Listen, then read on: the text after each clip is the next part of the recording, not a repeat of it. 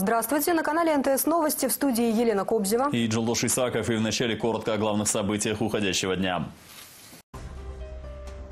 Больше знаний, меньше радикалов. Второй день исламского форума эксперты посвятили вопросам улучшения религиозного образования и работы с молодежью. Новые сорта, новые методы, новый опыт. Японские фермеры обучили кыргызских коллег выращивать карликовые плодовые деревья на лесных угодьях. Без документов на дома, без денег на страховку. Платить за не случившееся ЧП кыргызстанцы не привыкли. Депутаты возмущены, что закон не работает. Одним касанием, одним кликом мыши записаться к врачу, проверить школьные оценки ребенка, получить справки. Все это чиновники обещают уже через 5 лет.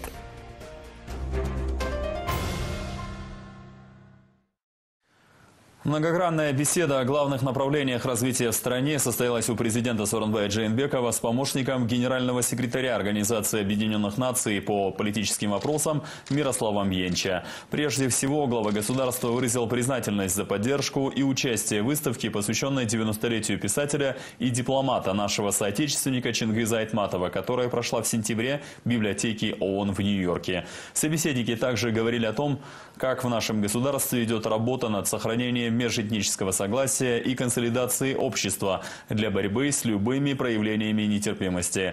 Президент рассказал Йенче о проектах по развитию регионов, которые сегодня стоят в приоритете у государства, и назвал ключевые позиции, утвержденные над стратегией развития 2040. Кроме того, по словам Джейнбекова, за последний год он много встречался с представителями бизнеса и гражданского общества, молодежью и донорами в планах провести конструктивную беседу с бывшими главами правительства и спикерами парламента. Кроме этого, президент выразил надежду, что на донорской конференции, которая пройдет весной 2019 года в нашей стране, обязательно примут участие представители ООН. Мы рады приветствовать вас в Бишкеке. Я рад, что вы приняли наше приглашение, наше время посетить Кыргызстан. Частый контакт это говорит о том, что у нас очень высокий уровень доверия, и этот показатель самого высокого уровня сотрудничества Кыргызстана и ООН. Я, пользуясь случаем, хочу вам выразить признательность за вашу поддержку и участие в открытии фотовыставки нашего знаменитого земляка Чингиза Айтматова, который проходил в стенах ООН, в библиотеке ООН 24 сентября. И мы благодарны, он прошел на очень высоком уровне. Здесь, в Кыргызстане, были очень хорошие отзывы, потому что Чингиза Айтматова весь Кыргызстан уважает. Мы рады, что в стенах ООН прошла фотовыставка нашего знаменитого земляка. Только что мы провели очень обстоятельную беседу с господином президентом Джейнбековым. И, кстати, одной из тем была как раз тема толерантности, тема роли ислама. Я подчеркнул действительно очень высокое значение сегодняшней конференции и ее важность для глобальной дискуссии. Потому что мы находимся в мире, который развивается очень быстро. И мы видим очень много проявлений ненависти, очень много проявлений такой религиозных противостояний. Я думаю, что эта конференция, как раз и сегодняшняя дискуссия показала то, что религия и ислам в частности может играть очень важную роль в продвижении мира, в продвижении развития очень конструктивных отношений, так внутри стран, как и между странами. Еще одна встреча, которую сегодня провел глава государства, состоялась со спикером Законодательной палаты Алей-Маджлиса Узбекистана Нуриджоном Исмаиловым. В самом начале разговора собеседники отметили, что кыргызско-узбекские отношения вышли на качественно новый уровень стратегического партнерства. И подчеркнули, что и дальше будут прилагать усилия по поддержанию дружбы двух братских народов и добрососедства. Большой вклад в это, как отметил Сооронбай Джейнбеков, сделал Шавкат Мирзиёев. Благодаря проявленной политической воле и действенным мерам сегодня наши граждане имеют возможность активнее торговать и свободно передвигаться. В дополнение Сооронбай Джейнбеков поблагодарил народ Узбекистана за широкое празднование 90-летия Чингиза Айтматова.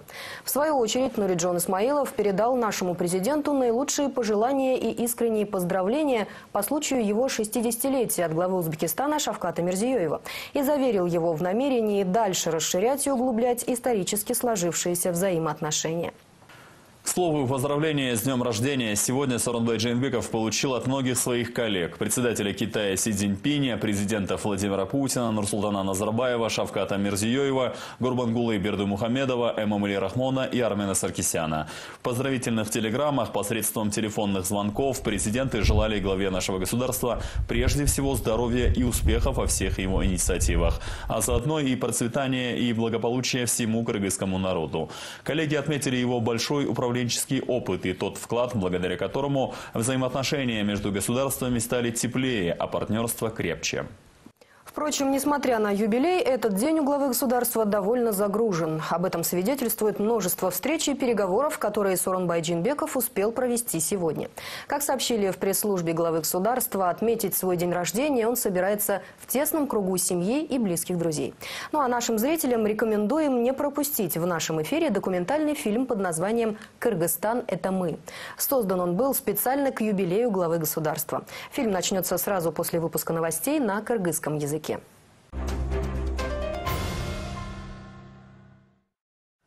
Ситуация, когда нужно принести 10 справок для получения 11-й справки, должна уйти в прошлое. Такие амбициозные заявления сегодня делали чиновники и обещали, что в течение 5 следующих лет переведут не только ведомственный документооборот, но и предоставление информации и услуг населению в электронный формат. Данные об успеваемости ребенка или переоформлении имущества, запись к врачу и доступ к личной онлайн-медкарте. Все должно быть в минутной доступности посредством интернета. А это как раз проблема номер один. 90% граждан воспользоваться услугами цифровизации попросту не смогут, пока в регионы не проведут широкополосной и высокоскоростной интернет. Дело непростое, но выполнимое. О планах по цифровизации жизни кыргызстанцев расскажет Сабина Дамаскина. Сделать государственные услуги доступнее, а работа ведомств прозрачнее. Программа цифровой трансформации страны входит в стратегию устойчивого развития и утверждена президентом Сооронбаем Джейнбековым. Над проектом долгое время трудились совместно представители госорганов, экспертного сообщества и гражданского сектора. Сегодня они же собрались для обсуждения пошагового внедрения проекта. Две основы трансформации. Первое – это нецифровые основы трансформации, которые включают в себя вопросы совершенствования законодательной базы. Это вопросы развития цифровых навыков у населения и вопросы усиления, обновления роли институтов государственной системы управления. К цифровым основам трансформации включены такие вопросы, как развитие цифровой инфраструктуры и платформ, создание цифрового государства и развитие и создание основ для цифровой экономики. В проекте цифровизации страны прописано несколько этапов. Они должны обеспечить переход государственных служб к электронной системе обслуживания населения, автоматизированному взаимодействию министерств и ведомств с гражданами посредством программы «Тундук», а также развитию электронной экономики. У нас есть хороший пример, это банк высоких технологий Кыргызской республики. По прогнозам на конец 2018 года оборот этой организации составит, то есть резидентов банка высоких технологий составит порядка 10 миллионов долларов. 80% данного оборота – это экспорт IT-услуг.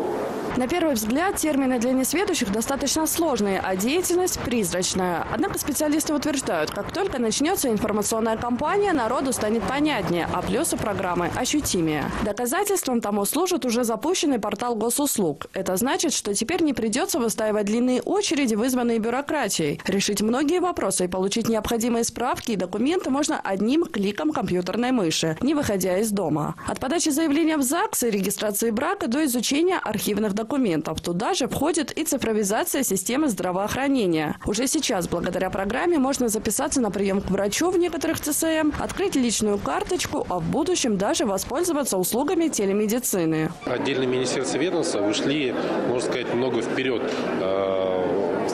в области автоматизации внутренних бизнес-процессов, предоставления электронных услуг. Это государственная регистрационная служба, социальный фонд, государственная налоговая служба, таможня на хорошем уровне автоматизации находится. Применение автоматизированных процессов принятия решений, управленческих каких-то бизнес-процессов, она исключает абсолютно человеческий фактор. И невозможно будет вмешиваться в процесс, все действия будут, так сказать, записаны в автоматизированном режиме журнал, всегда можно будет перепроверить, и система может проанализировать и сказать, где есть определенные риски, угрозы в возникновении каких-то таких нехороших вещей. Но все эти блага современных технологий невозможно без высокоскоростного, или хоть какого-нибудь интернета. А потому, в первую очередь, все регионы страны должны иметь доступ ко всемирной паутине. Начать прокладывать коммуникации чиновники обещают в ближайшее время. Важно обеспечить наиболее эффективное, надежное и недорогое соединение страны с глобальными сетями и магистралями передачи данных. Далее следует сосредоточить внимание над созданием инфраструктуры для сбора, обработки, хранения и анализа данных. Используя облачные технологии, региональные дата-центры станут драйвером международного партнерства, предлагая надежные и недорогие вычислительные накопительные мощности. Современная цифровая инфраструктура позволит создать новые платформы взаимодействия между государством, частным сектором и гражданами. Мы, как операторы связи, мы готовы прийти в регион, но нам необходимо получить разрешение на землю, получить разрешение на строительство. Нам необходимо согласовать множество инстанций. Иногда такие вот разрешительные документы мы получаем месяцами, иногда годами. Телефонной связью, интернетом охвачено 95%, но высокоскоростным, мы говорим про оптическую сеть, про кабель, охвачено очень мало. Примерно это 100 тысяч домохозяйств, это где-то порядка 8-10% всего населения охвачено скоростным, высокоскоростным интернетом, пригодным для онлайн-телевидения, для обучения и так далее. Это очень низкий показатель. Пока одни занимаются вопросом налаживания процесса передачи данных, другие решают, как сделать его безопасным. Защиту личной, коммерческой и государственной информации в интернет-пространстве будет контролировать Совет Безопасности, а также дополнительно созданный орган, в составе которого будут представители ГКНБ, независимые специалисты и чиновники профильных министерств. Отметим, что реализация программы рассчитана на 5 лет. За это время каждое ведомство должно успеть адаптироваться к новой системе работы. Сабина Дамаскина, Владимир Кулбалдиев, НТС. В столице сегодня продолжилась конференция «Ислам в современном светском государстве». Напомню, дискуссия началась накануне. Для участия в обсуждении приехали эксперты из 20 стран. Вчера в переговорах принял участие глава государства. Второй день обсуждения был посвящен влиянию религии на молодежь и защите их от радикальных течений. По итогам 2 дней эксперты и чиновники приняли резолюцию, в основе которой заложили план укрепления религиозного образования и продолжения консультаций с международными экспертами. Как защитить молодежь от влияния радикальных течений? Эти и другие вопросы сегодня обсудили участники форума, посвященного развитию ислама в светском государстве. По данным экспертов, молодежь в Кыргызстане – это подавляющая часть населения. Таким образом, именно от ее взглядов зависит будущее отношение религии и государства. Как отметили эксперты, Кыргызстану не стоит относиться к молодым людям как к группе риска. Их нужно использовать для борьбы с радикализацией. И сегодня я хотела бы обратить внимание на то, чтобы и призвать всех участников этой конференции использовать немножечко другую риторику по отношению к молодежи. Мы, как молодежь, не являемся жертвами, мы не являемся только уязвимой группой. Мы можем быть как раз-таки решением проблемы, которую мы сегодня поднимаем. И когда мы говорим о мультикультурности или о насильственном экстремизме, мы должны понимать, что причины этой проблемы таятся не в нашем возрасте. Мы можем, как молодые люди, использовать 2 разных направления. Это первое, это стремление к преобразованию, да, это может быть через то, что мы изменяем какие-то политические решения. Мы включены в процессы принятия решений и вовлекаемся, и делаем свой вклад. И взрослые или государственные структуры готовы услышать наши идеи. Эксперты уверены, что первостепенной задачей сегодня является разработка качественной образовательной программы в религиозной сфере. Недостаток знаний и зачастую неправильное толкование религиозных текстов часто являются главной проблемой. По оценкам экспертов, сегодня в Кыргызстане достаточно возможностей для развития этого направления. Как женщины, так и мужчины Кыргызстана должны больше внимания уделять вопросам образования. От решения этого вопроса зависит многое. Сегодня в Кыргызстане есть все, что нужно для получения качественных знаний. Я изучала вопрос женского лидерства и могу сказать, что у вас для этого сделано очень многое. Женщины у вас очень образованы и представлены во всех сферах жизни страны. Выводы насчет улучшения образования для себя сделали в Госкомиссии по делам религий. По словам руководства ведомства, отсутствие религиозного образования сегодня часто приводит к нетерпимости среди молодежи. Особенно часто это встречается в сети интернет. Теперь этими вопросами Госкомрелигии намерена заняться вплотную. У нас не хватает работы со средствами массовой СМИ, массовой информации, а также в интернет-пространстве. Потому что у нас, знаете, в Кыргызстане, насколько я помню, 5 миллионов использователей интернета. Из 6 миллионов населения, больше у нас 6 миллионов 200 тысяч, 5 миллионов использователей интернета. Это очень, почти 90% населения использует интернет.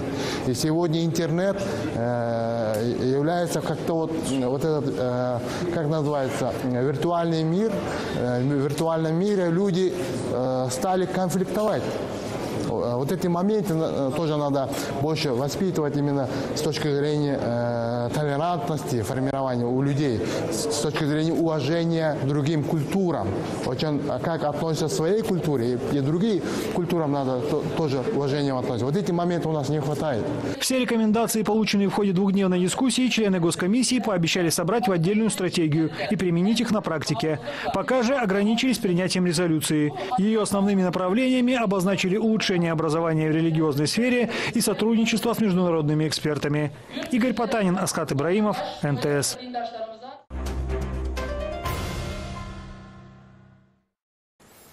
Жители Орской области являются лидерами по страхованию жилья. Как сообщила сегодня на фракционном заседании Республики Атаджурт, председатель госстраховой компании Джумагуль Эгамбердиева, предусмотрительными оказались кыргызстанцы, проживающие в Алайском и Узгенском районах.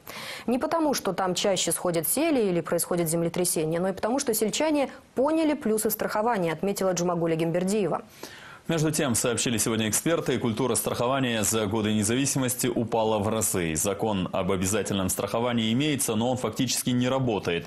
Дома не могут застраховать по нескольким причинам. Или нет документов, или само жилье не отвечает требованиям. Кстати, само страхование, как выяснилось, в стране осуществляется по 18 рискам, тогда как в некоторых странах эта цифра в 6 раз меньше.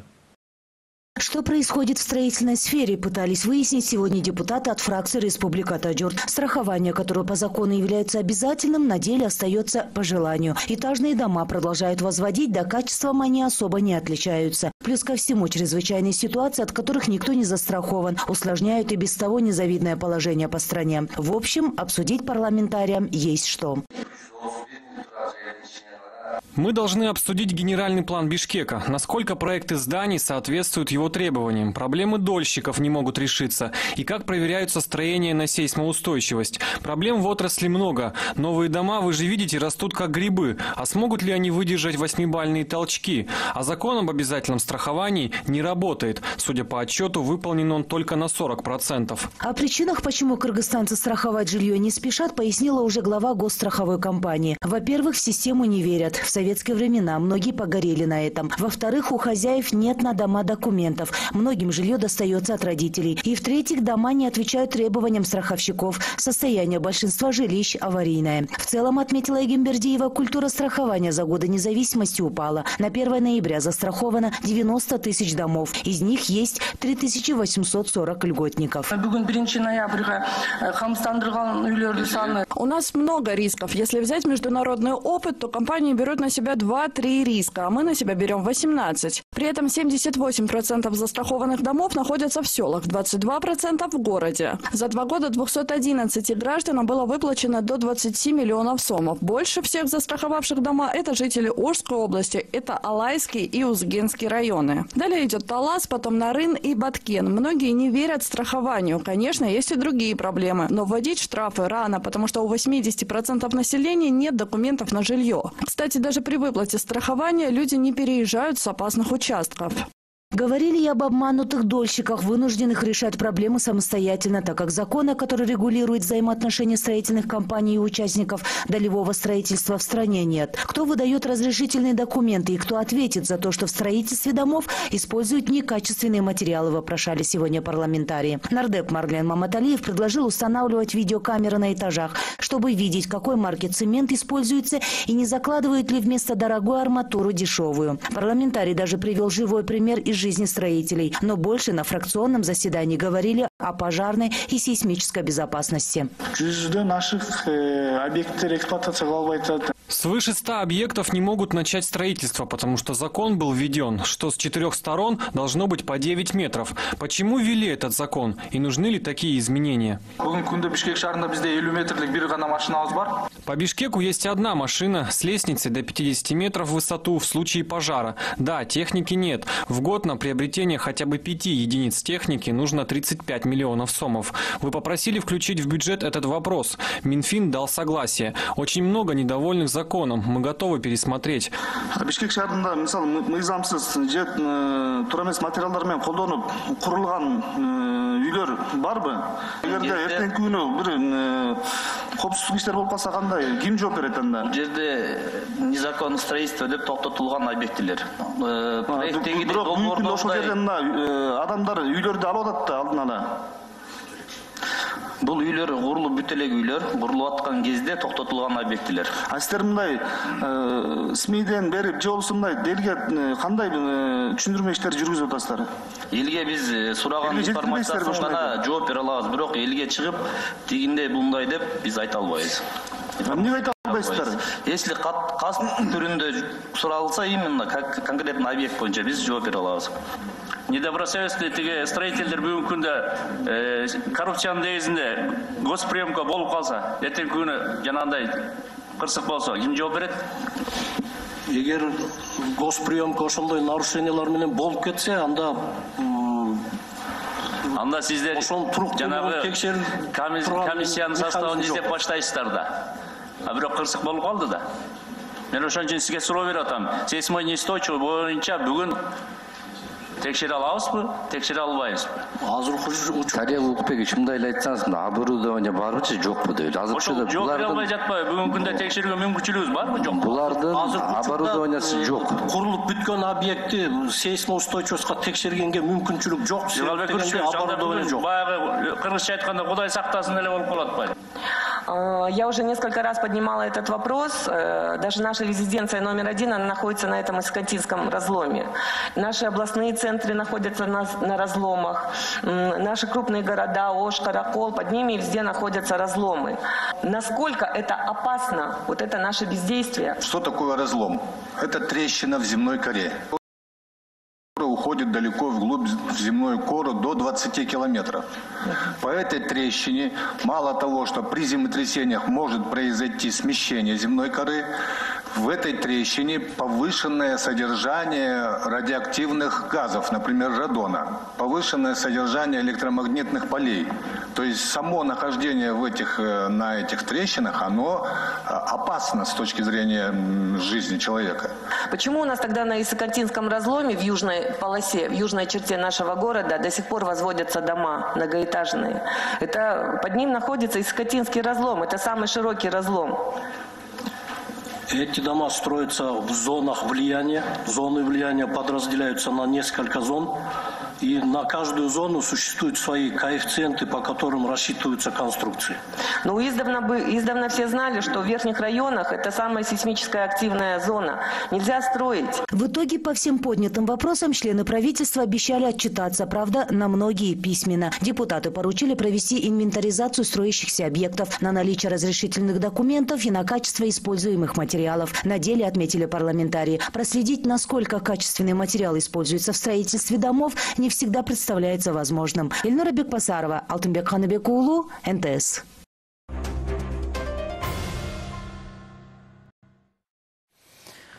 Более 1 миллиона гектаров земли Кыргызстана занимают лесные угодья. И этот ресурс не приносит никакой пользы для развития экономики страны. Лесхозы, территории большинства которых давно заброшены и находятся в сложных климатических условиях, сегодня, благодаря проекту японского агентства международного сотрудничества JICA, пытаются снова ввести в строй. Спустя 3 года активной работы в рамках проекта из выращенных там фруктов и лесных ягод производят варенье и джемы. Только урожай этот получают из новых для Кыргызстана сортов плодовых деревьев, способных приспособиться к столь суровым природным условиям. Делятся опытом японские специалисты и с фермерами показывают свои методы заготовки корма для скота. А еще делятся секретом, как можно спасти портящиеся запасы сена. Проект развития сельского бизнеса на основе лесной продукции – это продолжение официальной помощи японского агентства международного сотрудничества JICA развитию сельского хозяйства в Кыргызстане. Японские специалисты обучают местных фермеров сажать и выращивать на экспериментальных участках породу низкорослых деревьев, дающих высокую урожайность. Трудность в том, что никогда до этого такие деревья не выращивали в местных климатических условиях. Мы обучили, как выращивать новые для этой местности виды саженцев яблок, сливы и 2 сортов черешни. В местных условиях она отлично адаптировалась. Прирост очень хороший, несмотря на тяжелые почвенно-климатические условия. Кроме предоставления саженцев, мы работаем также в секторе развития переработки и помогаем обеспечить маркетинг и сбыт этой продукции. Главным принципом японского менеджмента является контроль качества, чтобы люди сажали качественные саженцы и могли получать стабильный доход. Например, по дороге в Каракол вы уже можете увидеть много садов карликовых деревьев. С местными фермерами японские специалисты работают с 2009 года. За это время было проведено 6 километров трубопровода для ирригации земель. Были реанимированы некоторые из скважин. В советское время в Балахчинском лесхозе их было более 100. Кроме этого, японские специалисты помогают крестьянам с ремонтом сельскохозяйственной техники. Эти саженцы выращены на зона свободна от вирусов, то есть virus-free zone. Даже такой сертификат предоставили. Мы видим, что саженцы очень хорошие, качественные, приживаемость очень большая. Для того, чтобы эффективно использовать водные ресурсы, на базе этого лесхоза проведен тренинг по использованию капельного орошения. То есть вот это все материалы это местного производства.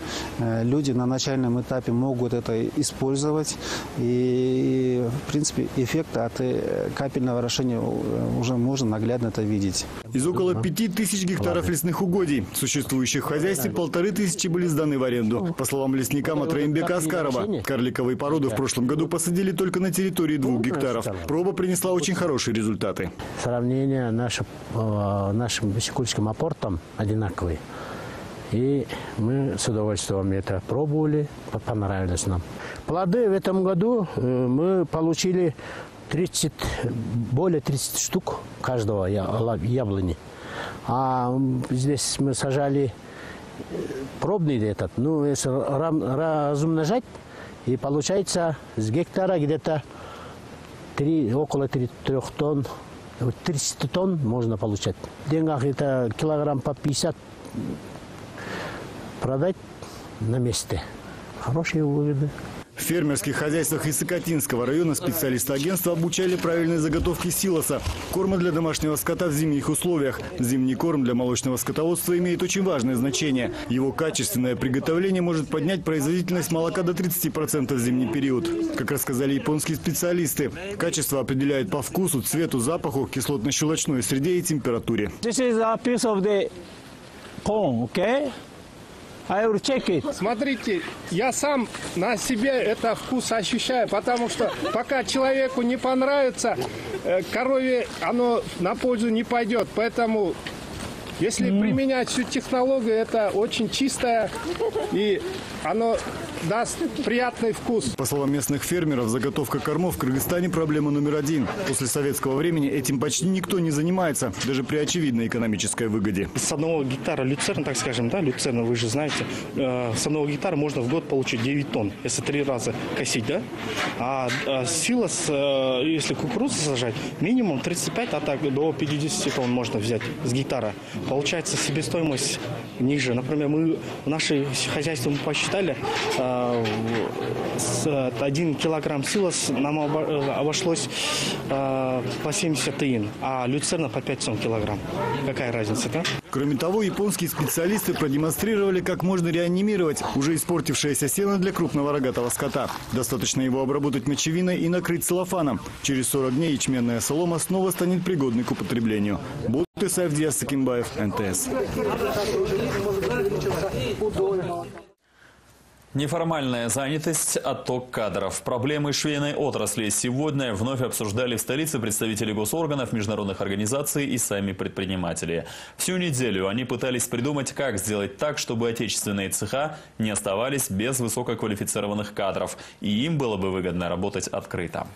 В день закрытия недели швейной промышленности чиновники Минэконома вновь говорили о послаблениях, которые сделаны для швейного бизнеса.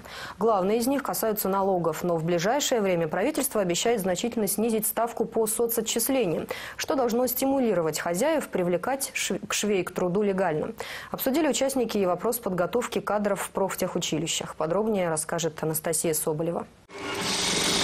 Швейное производство – одна из приоритетных отраслей экономики страны. В цехах по пошиву одежды трудятся по разным оценкам до 300 тысяч человек. Некоторые предприятия предпочитают работать в тени, говорят в профсоюзах трудящихся. По неофициальным данным, в таком режиме в целом по республике работает более 70% трудящихся. На таких производствах, по словам специалистов, трудовой кодекс силы не имеет, а зарплату выдают в конвертах. По мнению представителей Международной организации труда, это серьезно влияет на качество организации рабочих мест, так и на защиту прав самих работников. Причина работы в тени – нежелание открывать доходы. Но у Министерства экономики в решении этой проблемы довольно оптимистичный взгляд. Там говорят, что совсем скоро смысла работать подпольно у такого бизнеса и вовсе не будет. Уже сегодня ставки по налоговым отчислениям в бюджет для этой отрасли минимальные, но готовятся и новые послабления. Сегодня мы уже дорабатываем документ, который позволит снизить еще и отчисления в социальный фонд. Поэтому просто-напросто смысла работать в тени для этой отрасли нету. Единственная проблема была в том, что частично зарплаты выплачивались как бы в конвертах, как это называется, не показывая.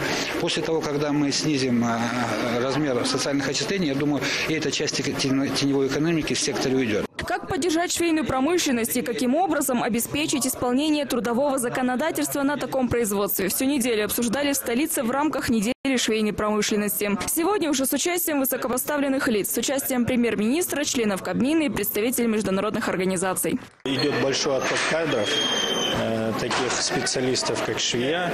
Это в Российскую Федерацию. И, конечно же, оно кочует из одного цеха в другой. Так что здесь трудовые обязательства, они не всегда соблюдаются. Более 90% швей являются женщинами. И у них большинство многодетные. И к этому от того, что не хватает дошкольных учреждений, они вынуждены работать у себя дома и принимать заказ. Это первый вопрос. И второй вопрос, конечно, это же жилье. Было поднят вопрос по ипотечному кредитованию, по снижению этих ставок процентных и, конечно же, по кредитованию вообще в целом этой отрасли.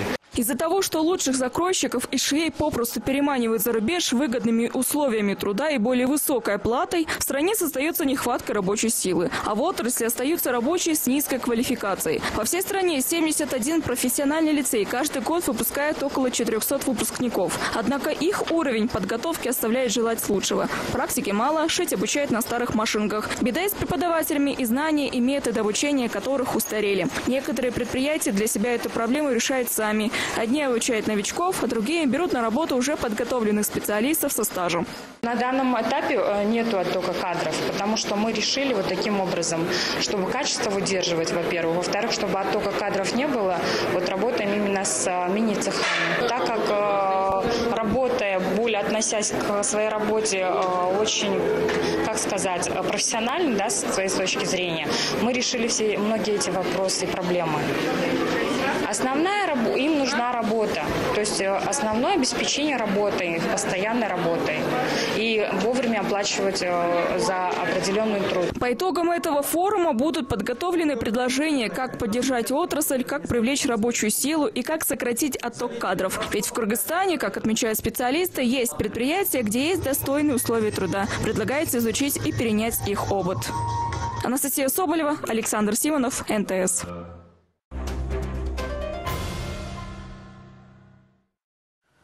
От чего случаются экстренные роды и чем чревато преждевременное появление на свет ребенка для самой матери? Проблему мирового масштаба в эти дни обсуждают специалисты здравоохранения во многих странах. Проводимые мероприятия и конференции приурочены к завтрашней дате – Международному дню недоношенных детей. Рождение малышей раньше 37-й недели для роддомов в нашей республике также не редкость. 6% детей в Кыргызстане рождаются недоношенными, весом до 1,5 килограммов. Показатель этот удается постепенно снижать. Пути решения проблемы обсуждают на этой неделе и в Бишкекском перинатальном центре. Зачастую из 1000 новорожденных 30% случаев показаний к преждевременным родам связаны с состоянием здоровья матери, не плода. Причины разные. Так называемый поздний токсикоз и его влияние. Поздно встает на учет в поликлинике, пагубно влияет и переносимые болезни во время беременности. Поэтому здесь нельзя забывать об уровне ответственности рожений за себя и за ребенка в части бережного отношения к своему здоровью и своевременного обращения за консультациями и медицинской помощью. К слову, руководство этого перинатального центра опровергает информацию о том, что его действующие сотрудники имеют отношение к скандальному делу о продаже младенцев. Там заявили, что информация СМИ, в которой сообщалось о причастности гинекологов 4-го роддома к этому преступлению, не соответствует действительности. Ну что ж, на этом все. Еще раз отметим, что журналисты НТС, как и прежде, продолжают следить за развитием событий в нашей стране. В субботу и воскресенье смотрите итоги недели с Мирджаном Балыбаевым. Мы же с вами прощаемся и желаем вам отличных выходных. До свидания.